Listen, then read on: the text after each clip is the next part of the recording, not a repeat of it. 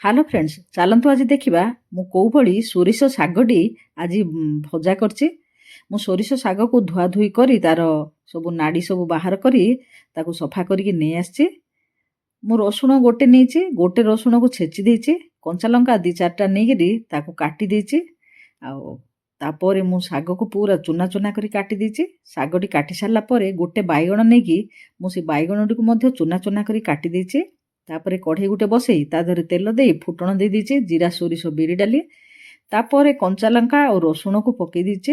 ରସୁଣ କଞ୍ଚାଲଙ୍କା ପକେଇ ସାରିକି ବାଇଗଣକୁ ପକେଇ ଦେଇଛି। ବାଇଗଣ ଟିକେ ଭାଜି ସାରିକି ତାପରେ ଶାଗ ପକେଇ ଦେଇଛି।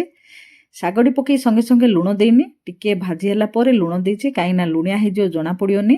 ତାପରେ ହେଇଯାଇଛି ମୋର ଶାଗ ଭଜା। ଆପଣମାନଙ୍କୁ ଯଦି ଏଇଭଳିଆ ଭିଲେଜ୍ ଷ୍ଟାଇଲ୍ର କୌଣସି ରେସିପି ଦରକାର ତାହେଲେ କମେଣ୍ଟ କରି କୁହନ୍ତୁ, ମୁଁ ଆଣିବା ପାଇଁ ଚେଷ୍ଟା କରିବି। ଆଜି ପାଇଁ ରହୁଛି, ନମସ୍ତେ, ଜୟ ଜଗନ୍ନାଥ।